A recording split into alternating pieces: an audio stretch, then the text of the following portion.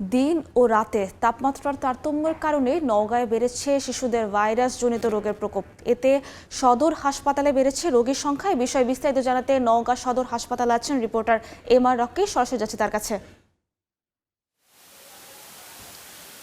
হাসপাতালে যারা আসছেন তাদের বেশিরভাগই জ্বর, সর্দি, নিউমোনিয়া এবং ডায়রিয়া। এক্ষেত্রে আসলে শিশুদের ভাইরাসজনিত রোগের প্রকোপে আমরা বেশি দেখছিলাম এবং এই রোগগুলো নিয়ে অতিরিক্ত এই হাসপাতালগুলোতে আসার কারণে এই মুহূর্তে কিন্তু অনেকটা শয্যা সংকট তৈরি হয়েছে। অনেকেই জায়গা পাচ্ছেন না, অনেকে মেঝেতে চিকিৎসা নিচ্ছেন এবং চিকিৎসকরা যে বিষয়টি বলছেন যে চলতি সপ্তাহে আবহাওয়ার একটা তারতম্য তৈরি হয়েছে। বিশেষ করে একদিকে দিনে প্রচণ্ড ভ্যাপসা গরম অনুভূত হচ্ছে, বা রাতে সেই তাপমাত্রা কিন্তু দ্রুত নেমে যাচ্ছে।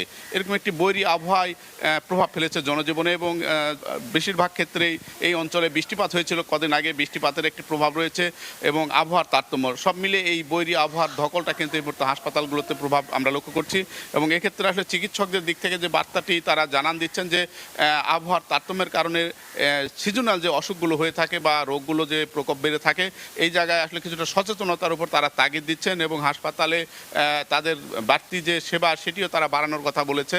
কিন্তু হাসপাতালে এই মুহূর্তে অতিরিক্ত রোগীর কারণে স্বাভাবিক যে ধারণ ক্ষমতা তার চেয়ে কিন্তু বেশিরভাগ রোগী কিন্তু এখন এই মুহূর্তে প্রত্যেকটা শুধু সদর হাসপাতাল নয়, আশপাশের যেসব তৃণমূল হাসপাতাল রয়েছে সব ক্ষেত্রে একই চিত্র আমরা দেখতে পাচ্ছিলাম। এবং শিশুদের ক্ষেত্রে রাতে ঘেমে যাওয়ার প্রবণতাটা বলছেন। রাতে কিন্তু দিনে এবং রাতের যে তারতম্য তৈরি হচ্ছে, শিশুদের যে রোগ প্রতিরোধ ক্ষমতা সেটি কম থাকার কারণে রোগগুলো তারা বেশিরভাগ দেখছেন। এবং এই মৌসুমে চলতি সপ্তাহের তাপমাত্রা দিনের বেলা কিন্তু আমরা যেটি দেখছিলাম যে দিনে প্রায় 32 বা 37 ডিগ্রি, আবার রাতে সেটি 25-26-এর ঘরে নেমে আসছে।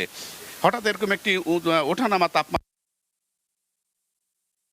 নেমে এসেছে এবং এই রোগের যে বিষয়গুলো চিকিৎসকদের দিক থেকে তারা বলছেন যে শিশু এবং বয়স্কদের ক্ষেত্রে যে রোগগুলো হয়ে থাকে, এই রোগগুলোর ক্ষেত্রে একটা বাড়তি সতর্কতা, বাড়তি তদারকি এবং এই সব মিলে কিন্তু সচেতনতার উপরই জোর দেওয়ার কথা বলেছে চিকিৎসকরা।